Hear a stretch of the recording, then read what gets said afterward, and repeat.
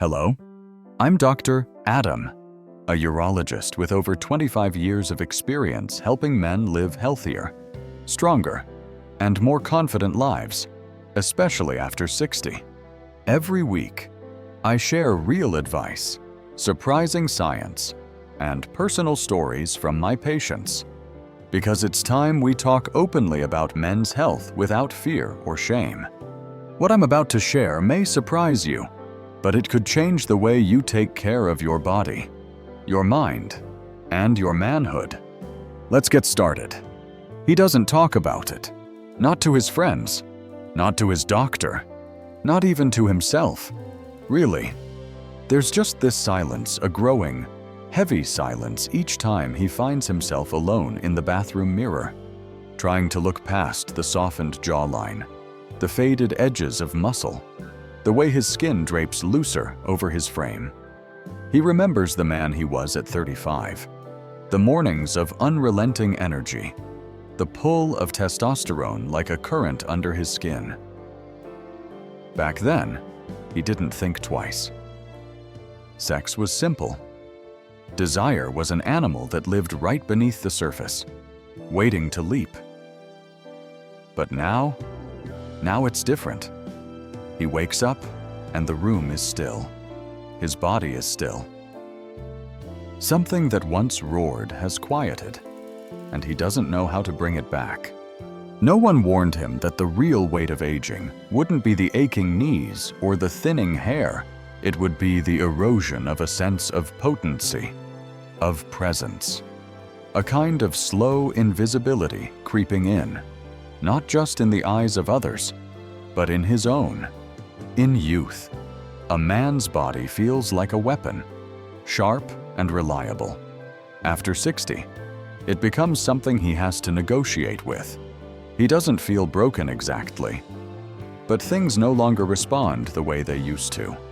Erections, once effortless and automatic, now arrive like reluctant guests, if at all.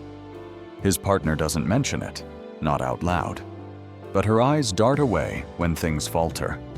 There's compassion there, but also confusion, maybe a little grief.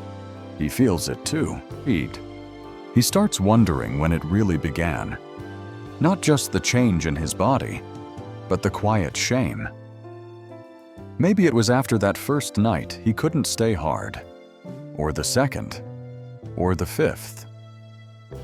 Maybe it was when his partner gently said, "It's okay, let's just hold each other," and meant it, but he heard it as failure. He started avoiding her touch, not because he didn't want her, but because he couldn't bear to want her and not follow through.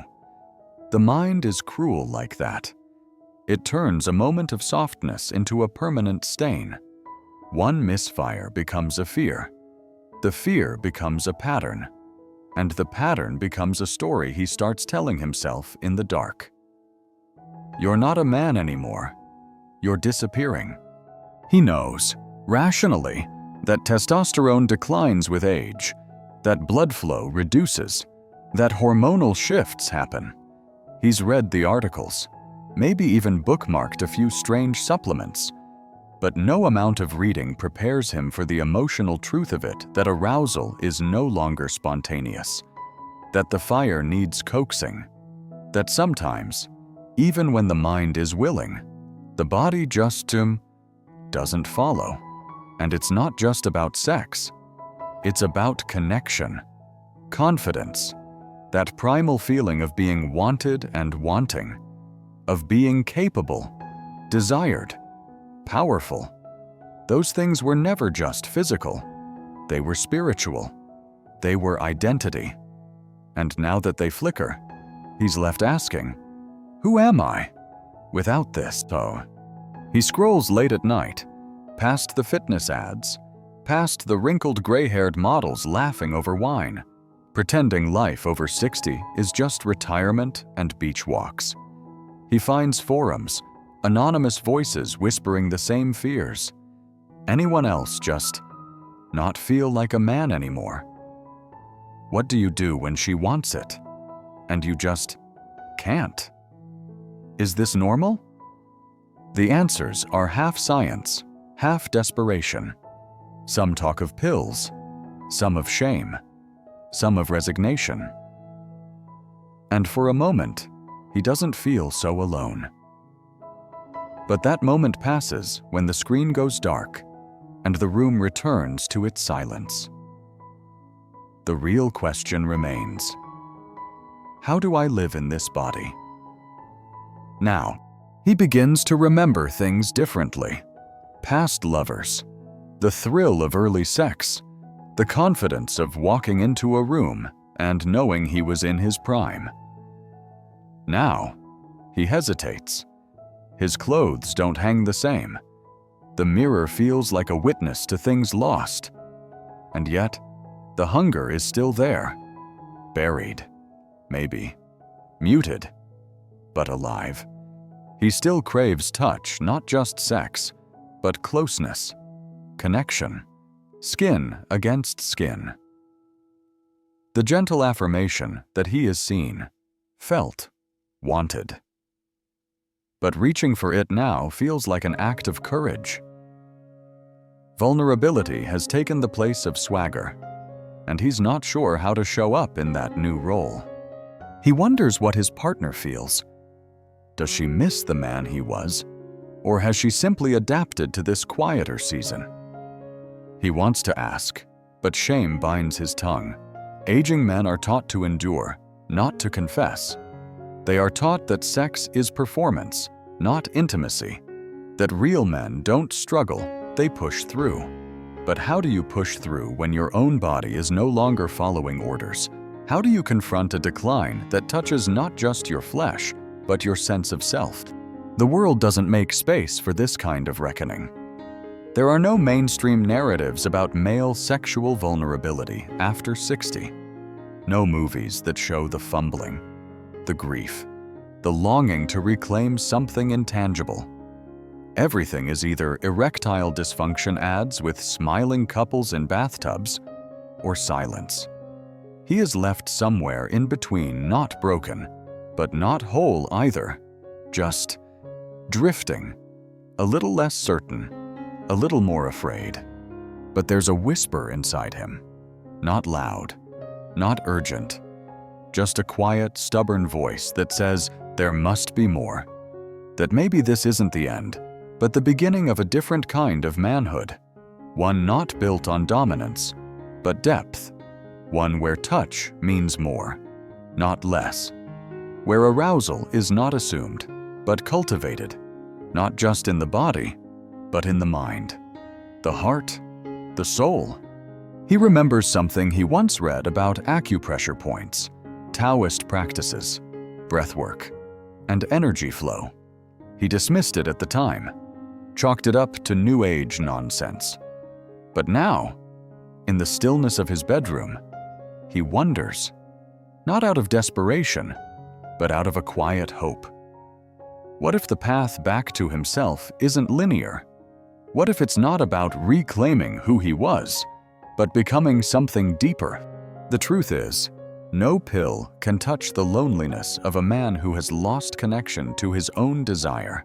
No supplement can restore a sense of meaning. But maybe, just maybe, there's something to be found in slowing down, in touching the skin not for conquest, but for communion, in exploring the hidden places of the body, not with judgment, but with reverence. Maybe the journey back to arousal is a journey into feeling again fully, bravely, without armor. He runs his hand along his chest one night, not sexually, just curiously, feeling the way age has shaped him, noticing, not condemning. He takes a breath, feels his pulse, listens. There's still something there, maybe weaker, maybe quieter, but alive. He remembers the secret point he read about not because it promised rock hard erections, but because it hinted at something deeper, a place in the body that connects to energy, sensation, flow. He places his fingers there, not expecting a miracle, just opening a door, And for the first time in a long time, he feels something unexpected. Not an erection, not arousal, but presence. A kind of inner electricity. A sense of being home in his body, even just for a moment. And that moment matters, because maybe it's the first step toward rewriting the story. Not of youth reclaimed, but of intimacy reborn. He's not trying to be who he was. He's learning to be who he is now.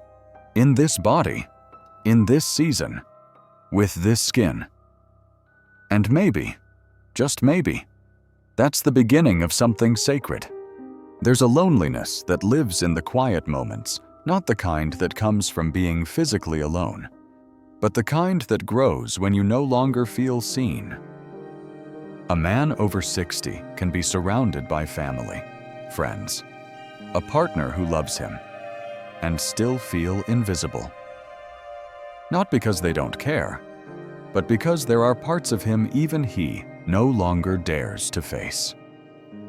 His sexuality, once a vibrant language of closeness and confidence, has become a foreign tongue, something he stumbles through, mistranslates, avoids. And so he begins to pull away, inch by inch. He becomes quieter, less touch, less eye contact, less presence. Not because he doesn't feel, but because he doesn't know what to do with the feeling when his body won't rise to meet it.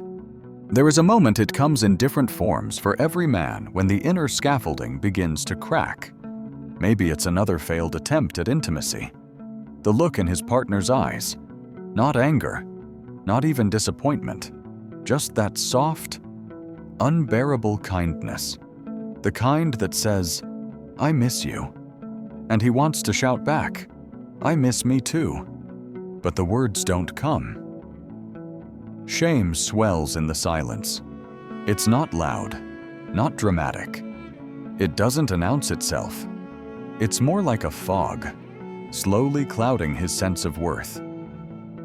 He finds himself withdrawing from sex, from conversation, from touch. Even hugs begin to feel dangerous. They might lead to something he can't follow through on.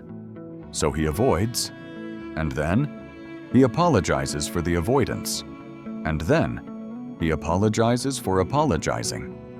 It's a slow spiral, not of weakness, of quiet despair. He tries, of course. Maybe it starts with pills, a little blue insurance policy, and sometimes they work, sometimes they don't. And even when they do, there's a strange hollowness to it. Like the body is doing something the soul isn't sure about. The erection is there, but the connection isn't. He doesn't feel aroused. He feels pressured, as if arousal has become another performance, not a natural rise of longing. He begins to dread sex, not because he doesn't want it, but because he can't predict it. He used to own that terrain. Now, he feels like a guest, hoping the lights stay on. There's a darker side, too. The self-judgment, the rage turned inward. He remembers when he could make love for hours, when his body was a conduit for passion, not a battleground of uncertainty. He tries to pretend it doesn't matter. He throws himself into work, into hobbies, into anything that keeps him from having to ask, "Why do I feel less like a man?" He knows it's not true logically. That manhood isn't just sex. That worth isn't measured by erections.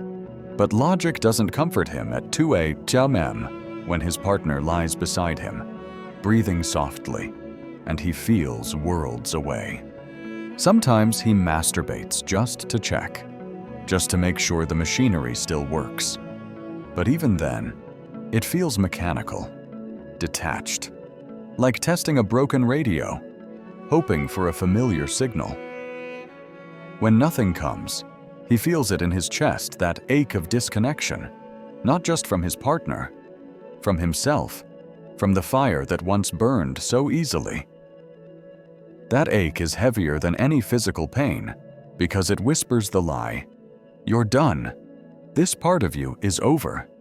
He tries to talk about it once, hints at it with a friend over coffee, disguised as a joke.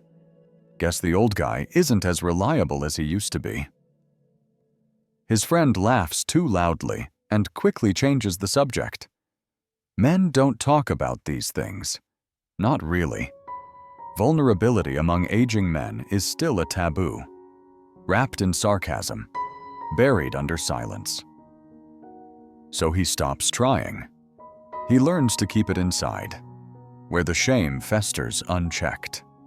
But shame doesn't just stay in the bedroom. It leaks into posture, into mood, into every glance in the mirror. It changes how he sees himself. He starts dressing differently, stops looking directly at his body, begins to move through the world with a slight hesitation. Not because of physical frailty, but emotional weight. Something is missing, something vital, and it shows. Then one night, something breaks. Maybe it's after another failed attempt at sex, or maybe it's just a quiet night alone. No trigger, no drama, just a flood. Tears come, unexpected, hot. And he lets them. For the first time in years, he stops holding it together, stops pretending, stops rationalizing.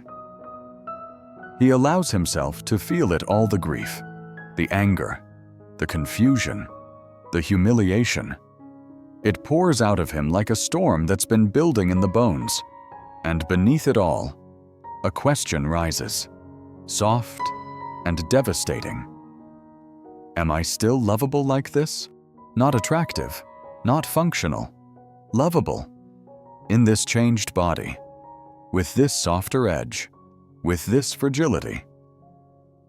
Can I still be wanted? Not for what I do, but for who I am. That moment of breaking is not an end. It is a turning, a crack in the shell. Because once the tears fall, something shifts. He stops hiding, begins to ask different questions. Not how do I get hard again, but what have I been avoiding? Not how do I fix this, but what if I started listening to my body instead of fighting it? There's no dramatic epiphany, just a flicker of curiosity, where once there was only resistance. He begins to look inward, not for answers, but for honesty. He reads more, not the miracle cures, but the deeper wisdom, ancient practices. Breath, touch, energy points along the body not as magic tricks, but as gateways. He learns that arousal, especially in older men, isn't just a mechanical process. It's an ecosystem, emotional, hormonal, psychological. He learns that cortisol, the stress hormone, kills arousal more effectively than any disease, that fear and shame constrict blood flow, that the mind can betray the body, and the body can withdraw trust from the mind. He realizes he's been at war with himself, demanding performance from a body that's been asking for presence, for care, for a gentler kind of attention. He spent years viewing sex as outcome-based, as proof of vitality. Now, he begins to see it differently, as expression, as connection, as a kind of shared breath. He remembers a passage he once skimmed and ignored about a point near the perineum, sometimes called the $1 million point.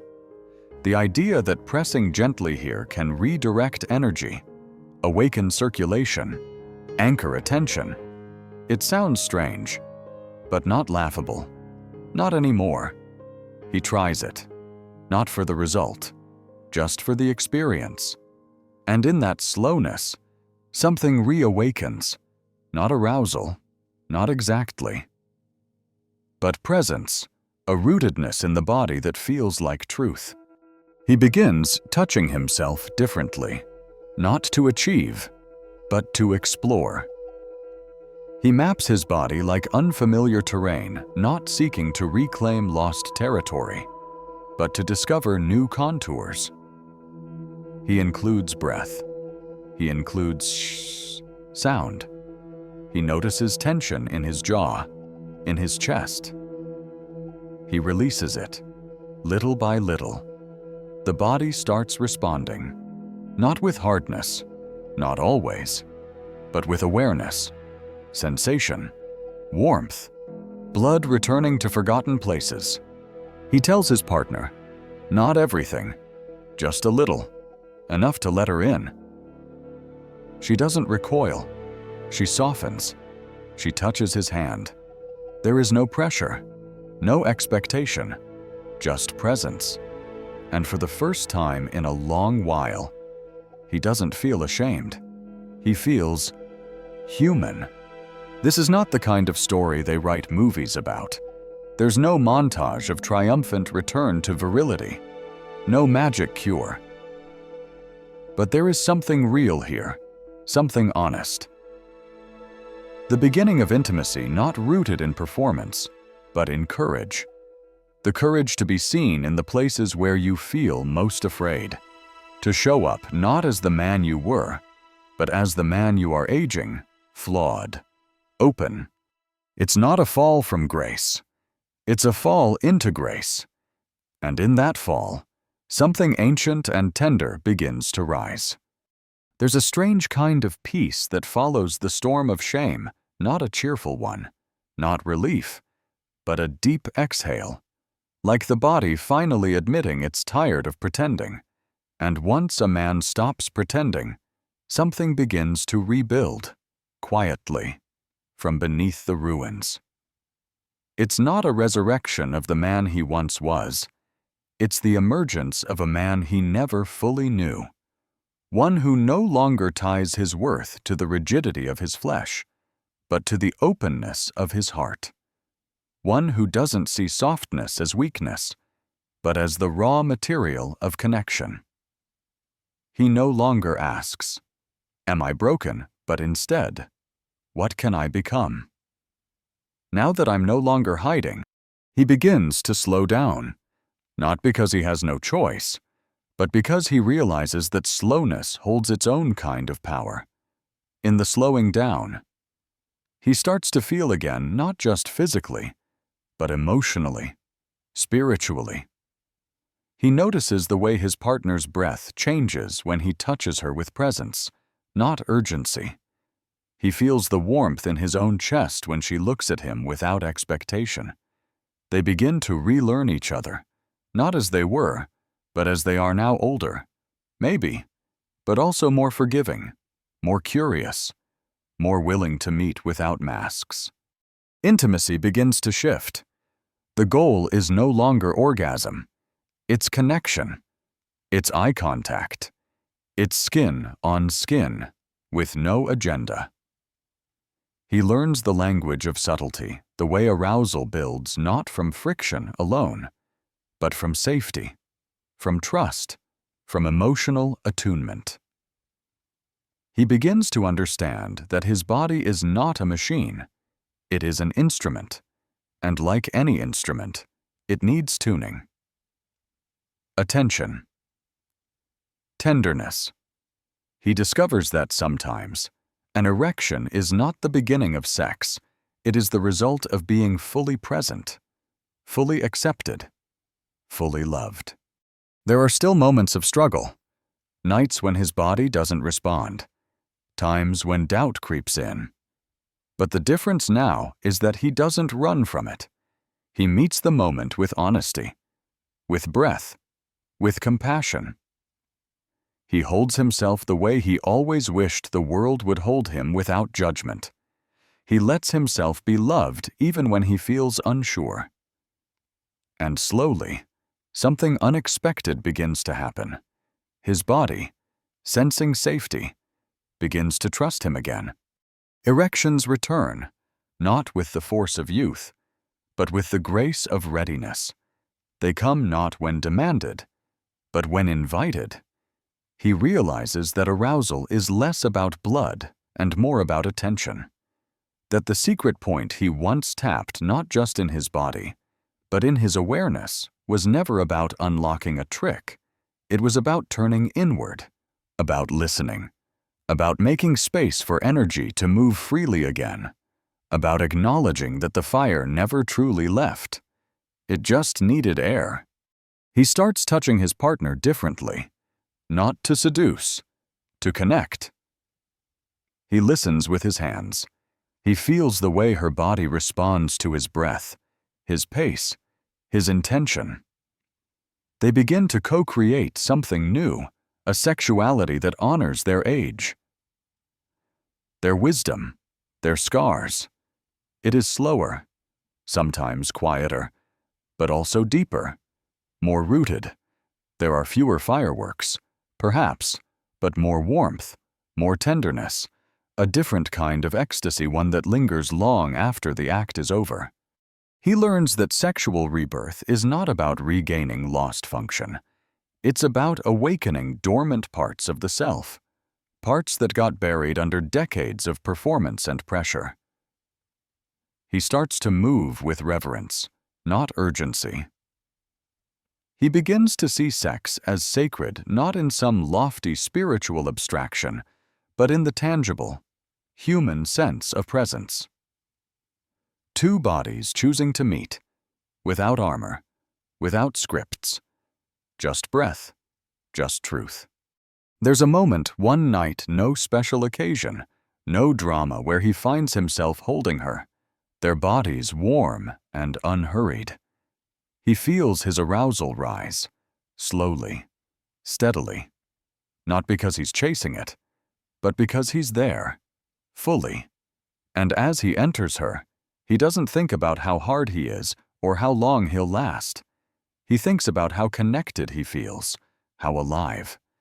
There is no performance, no pressure, just the quiet miracle of being wanted, of wanting, of surrendering to the rhythm of what is. Afterward, he cries, not because he's sad, because he feels something open. A gate that had been rusted shut for years. He doesn't try to explain it. She just holds him. And in that holding, decades of shame begin to dissolve. Not all at once, but enough to start again. He begins to live differently, not just in the bedroom. He stands straighter, breathes deeper. He lets himself be seen, not just the strong parts, but the soft ones. He talks to other men. Quietly at first, then more openly. He discovers that his story is not rare. It's everywhere, hidden behind closed doors, tucked behind jokes, echoed in the long pauses of other aging men who don't know how to say, "I miss being touched. I miss being wanted. I miss feeling like a man." He begins to share, not to fix others, but to free himself. And in that sharing, healing becomes communal. He becomes a quiet beacon to other men, not by offering advice, but by embodying truth. He speaks of arousal as energy, of the nervous system as a garden, not a machine, of touch as language, of the simple power of presence, of the secret point not as a trick, but as a doorway, one that leads not just to erections, but to deeper union, within himself, with his partner, with life. And he begins to understand something that was invisible to him for years, that aging is not a falling apart. It is a falling inward. That the body's changes are not betrayals, they are invitations to soften, to deepen, to rediscover. He sees that manhood is not the sharp edge of youth, but the grounded presence of maturity. That desire does not fade. It transforms. And that the kind of sex he now has when it comes, how it comes, is not lesser. It is truer. One morning, looking in the mirror, he no longer sees the man he used to be. He sees the man he has become. Still weathered. Still aging. But whole. Not because everything works the way it used to, but because he no longer needs it to. He has found a new kind of fire, one that burns from within, one that doesn't just rise at roots. And in that rooting, he finally understands his worth was never in his erection.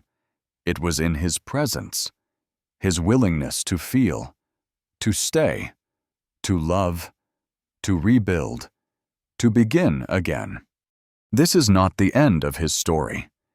It's the beginning of a second life, a slower, deeper, more sacred one, where sex is not proof, it is prayer, where touch is not transaction, it is truth, and where arousal, in all its evolving forms, is not something he chases, it is something he welcomes, with open hands and an open heart.